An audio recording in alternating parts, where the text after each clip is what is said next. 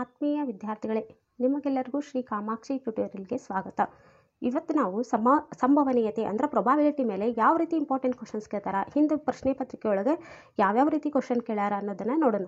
ಹಿಂದೆ ನಾನು ಸಮಾಂತರ ಶ್ರೇಣಿಗಳ ಮೇಲೆ 5 ವಿಡಿಯೋ ಮಾಡೀನಿ. ಭಾಗ 1ರಿಂದ ಭಾಗ 5 ಯಾವ್ಯಾವ ಇಂಪಾರ್ಟೆಂಟ್ ಕ್ವಶನ್ಸ್ ಬರ್ತಾವಂತ ಅದನ್ನು ಇದ್ರೊಳಗೆ ಡಿಸ್ಕ್ರಿಪ್ಷನ್ ಬಾಕ್ಸ್ ಒಳಗೆ ಅದ್ರ ಲಿಂಕು ಕೊಟ್ಟಿರ್ತೇನೆ, ಅದನ್ನು ನೋಡ್ರಿ. ಈಗ ಸಂಭವನೀಯತೆ ಮೇಲೆ ಯಾವ್ಯಾವ 1 ಮಾರ್ಕ್ಸಿನ ಇಂಪಾರ್ಟೆಂಟ್ ಕ್ವಶನ್ಸ್ ಅದಾವ ಅನ್ನೋದನ್ನು ಇವತ್ತಿನ ಸಂಚಿಕೆ ಒಳಗೆ ನೋಡೋಣ. ಇಲ್ಲಿ ನೋಡ್ರಿ, ಒಂದು ಆಟದಲ್ಲಿ ಗೆಲ್ಲುವ ಸಂಭವನೀಯತೆಯು 3/4 ಆದರೆ ಅದೇ ಆಟದಲ್ಲಿ ಸೋಲುವ ಸಂಭವನೀಯತೆಯು the probability of winning a game is 3/4. The probability of losing the same game is. ನೋಡ್ರಿ, ಇದನ್ನು ಯಾವಾಗ ಕೇಳಾರ ಅಂದ್ರೆ 17/6/2023 ಆಗಿದ್ದು ಕ್ವಶನ್ ಕೇಳಾರ. ಯಾವ ರೀತಿ ಮಾಡ್ಬೇಕು ನೋಡ್ರಿ. ಇನ್ನು ಒಂದು ಆಟದಲ್ಲಿ ಗೆಲ್ಲುವ ಸಂಭವನೀಯತೆ, ಗೆಲ್ಲೋದು ಒಂದು ಆಟ ಅಂದ್ರೆ ಒಂದು ಗೇಮ್, ಹೌದಾ?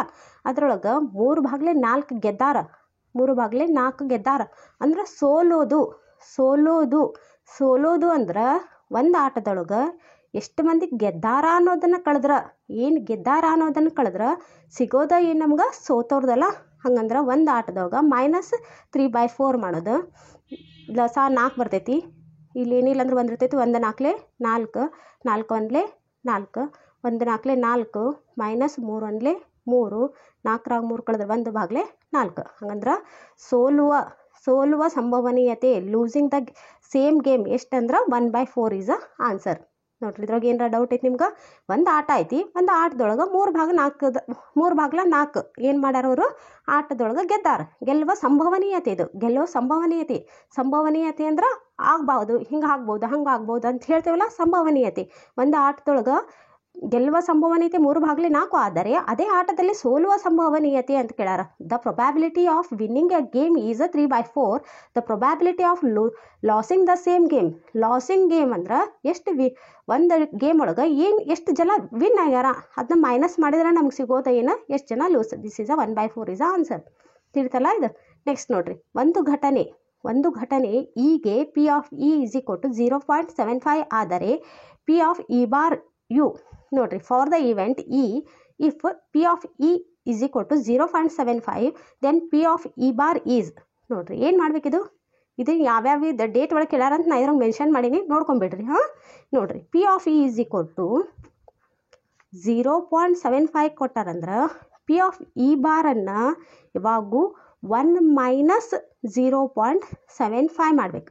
ನೋಡ್ರಿ, 1 - 0.75 ಹೆಂಗೆ ಮಾಡ್ತೀರಿ? 1.00 ಹಚ್ಕೊಂಡು 0.75 ಎರಡೂ ಮೈನಸ್ ಮಾಡಿರಿ. ನೋಡ್ರಿ, 10 5 ಕಳೆದ್ರೆ 5, 10 8 ಕಳೆದ್ರೆ ಎಷ್ಟು ರೀ? 10 8 ಕಳೆದ್ರೆ 2, 15 1 ಕಳೆದ್ರೆ 0. 0.25 ಈಸ್ ಆನ್ಸರ್. 0.25 ಅನ್ನೋದೇನಿದೆ ಆನ್ಸರ್. ಅದೇ ರೀತಿ ಈ ಕ್ವಶನ್ ನೋಡ್ರಿ, 3ನೇ ಕ್ವಶನ್ ಏನು ಕೇಳಾರ? P ಆಫ್ A = 2/3 ಆದರೆ P of A bar U. If P of A = 2/3 then P of A bar. ಇದು ಸೇಮ್ ಕ್ವಶನ್, ಇದೇನು ನಾವು ಮಾಡಿದ್ವಲ್ಲ ಅದೇ ಥರನ. ಅದಕ್ಕೆ ನಾವೇನು ಸಂಭವನೀಯತೆ ಒಳಗೆ ಏನು ಮಾಡಿಸ್ತಿಲ್ಲ, ಅದು ಭಾಳ ಅಂದ್ರೆ ಭಾಳ ಇಂಪಾರ್ಟೆಂಟ್ ಕ್ವಶನ್ಸ್ ಮಾಡ್ಸಾಕೊಂತೀನಿ. ನೀವು ಇದಿಷ್ಟು ನೋಡ್ಕೊಂಡು ಹೋಗಿ ಒಂದು ಸ್ವಲ್ಪ ನಂಬರ್ ಚೇಂಜಸ್ ಬರ್ಬೋದು, ನೋಡ್ಕೊಂಡು ಮಾಡ್ಕೊಂಬಂದ್ರೆ ನಿಮ್ಗೆ ಗ್ಯಾರಂಟಿ ಇವತ್ತಿಂದಂದ್ರೂ 1 ಮಾರ್ಕ್ಸ್ ಫಿಕ್ಸ್ ಕ್ವಶನ್ ಇವೆಲ್ಲ. ನೋಡ್ರಿ, ಹೆಂಗೆ ಮಾಡಬೇಕು? Same question P of A bar ಮಾಡಬೇಕಲ್ಲ ಈ ಸಲ. P ಆಫ್ A ಬಾರ್ = ಮೊದಲು P ಆಫ್ A ಏನು ಕೊಟ್ಟಾರೆ? P ಆಫ್ A = 2/3 ಕೊಟ್ಟಾರ. P ಆಫ್ A ಬಾರ್ ಅಂದ್ರೆ 1 - 2/3 ಮಾಡೋದು. ಲಸ ತೆಗೆದ್ರೆ 3 ಬರ್ತೈತಿ. 1 3 3, 3 1 3, 1 3 1 3, -2 1 2, 3 2 ಕಳೆದ್ರೆ 1/3. 1/3 ಇದೆ. ಫಸ್ಟ್ ಆಪ್ಷನ್ ಈಸ್ ರೈಟ್, ಹೌದಾ? ನೋಡಿ, ನೆಕ್ಸ್ಟ್ ಏನು ಮಾಡ್ಯಾರ?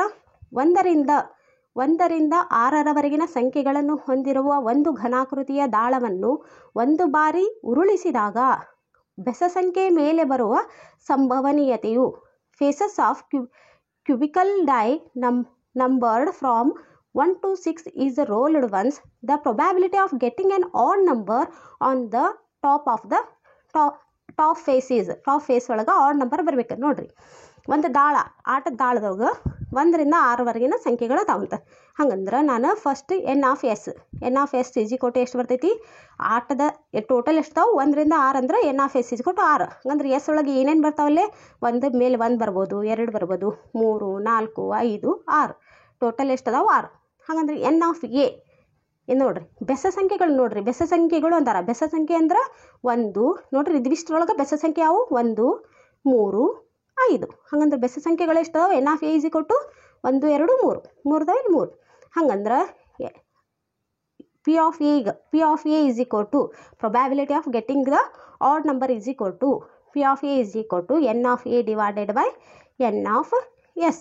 ಹಂಗಂದ್ರೆ 3 N of A ಅಂದ್ರೆ 3 ಭಾಗಲೆ 6 3 ಭಾಗಲೆ 6 ಅನ್ನೋದು answer. First option is the right answer.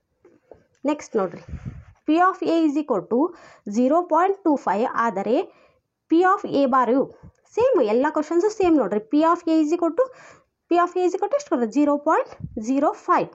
P of A bar ಮಾಡ್ಬೇಕಂದ್ರೆ 1 ಮೈನಸ್ 0.05 ಮಾಡಬೇಕು. 1.00 ಹಚ್ಕೊಂಡು 0.05 ಹತ್ತರೊಳಗೆ 5 ಕಳೆದ್ರೆ 5, ಹತ್ತರಾಗ 1 ಕಳೆದ್ರೆ 9, 1ರಾಗ 1 ಕಳೆದ್ರೆ 0. 0.95 ಈಸ್ ದ ಆನ್ಸರ್. ನೆಕ್ಸ್ಟ್ ನೋಡ್ರಿ, ಒಂದು ಕುಂದಿಲ್ಲದ ನಾಣ್ಯವನ್ನು ಒಂದು ಬಾರಿ ಚಿಮ್ಮಿದಾಗ ಶಿರವನ್ನು ಪಡೆಯುವ ಸಂಭವನೀಯತೆಯನ್ನು ಕಂಡುಹಿಡಿಯಿರಿ. ಶಿರವನ್ನು ನೋಡ್ರಿ, A fair coin is a tossed once, find the probability of getting head. ನೋಡ್ರಿ, ಒಂದು ನಾಣ್ಯವನ್ನು ನಾವು ಮೇಲೆ ಚಿಮ್ಮಿದ್ವಿ, ಒಂದು ನಾಣ್ಯವನ್ನು ಮೇಲೆ ಚಿಮ್ಮಿದ್ರೆ ಅದು ಏನು ಬೀಳ್ತೈತಿ, ಒಂದು ಹೆಡ್ಡರ ಬೀಳ್ಬೋದು ಅಥವಾ ಒಂದು ಟೇಲರ್ ಬೀಳ್ಬೋದು. ನಮಗೆ ನೋಡ್ರಿ, ಒಂದು ಹೆಡ್ಡರ ಬೀಳ್ಬೋದು, ಟೇಲರ್ ಬೀಳ್ಬೋದು. ಹಂಗಂದ್ರೆ ನಮ್ಗೆ ಇದು ಎಷ್ಟು ಎಸ್ ಇಜಿ ಕೊಟ್ಟು ಎಷ್ಟು ಬರ್ತೈತಿ, N of S ಇಜಿ ಕೊಟ್ಟು ಎಷ್ಟು ಬರ್ತಾವಿಲ್ಲೇ 2. ಯಾಕಂದ್ರೆ ಒಂದು ಹೆಡ್ಡರ್ ಬೀಳ್ಬೋದು, ಒಂದು ಟೇಲರ್ ಬೀಳ್ಬೋದು. ಈಗ N of A ಇಜಿ ಕೊಟ್ಟು ನಮ್ಗೇನಂದ್ರೆ ಬರೀ ಶಿರ ಅಂದ್ರೆ ಹೆಡ್ ಬೀಳೋ ಸಂಭವನೀಯತೆ ಎಷ್ಟು, 1 ಬೀಳ್ತೈತಿ. ಇರೋದೇ ಒಂದು ಹೆಡ್, ಒಂದು ಟೇಲ್. ನಮ್ಗೆ ಹೆಡ್ ಬೀಳೋದು, ಶಿರ ಬೀಳೋದು ಸಂಭವನೀಯತೆ ಎಷ್ಟು ಅಂದ್ರೆ ಅದು ಬೀಳೋದು 1 ಬೀಳ್ಬೇಕಿಲ್ರಿ. ಅಂದರೆ N of A ಇಜಿ ಕೊಟ್ಟು 1. ಹಂಗಂದ್ರೆ N of P of A is equal to ಏನಾಕೈತಿ, N of A divided by N of S is equal to N of A ಅಂದ್ರೆ 1 ಭಾಗಲೆ 2, 1 ಭಾಗಲೆ 2 ಆನ್ಸರ್. ನೋಡ್ರಿ, ಈ ರೀತಿ ಸಂಭವನೀಯತೆ ಮೇಲೆ ಈ ಥರ 1 ಮಾರ್ಕ್ಸಿಂದ ಇವಿಷ್ಟು ಇಂಪಾರ್ಟೆಂಟ್ ಕ್ವಶನ್ಸ್. ಇವತ್ತೇನು ನಾನು ಸಂಭವನೀಯತೆ ಮೇಲೆ ಇಂಪಾರ್ಟೆಂಟ್ ಕ್ವಶನ್ಸ್ ಮಾಡಿಸಿಲ್ಲ, ಅದಿಷ್ಟು ನಿಮ್ಮ ಎಕ್ಸಾಮ್ ಬರೋ ತನಕ 1 ಬಿಟ್ಟು 2 ಸಲ ಮಾಡ್ಕೊಂತ ಹೋಗ್ರಿ.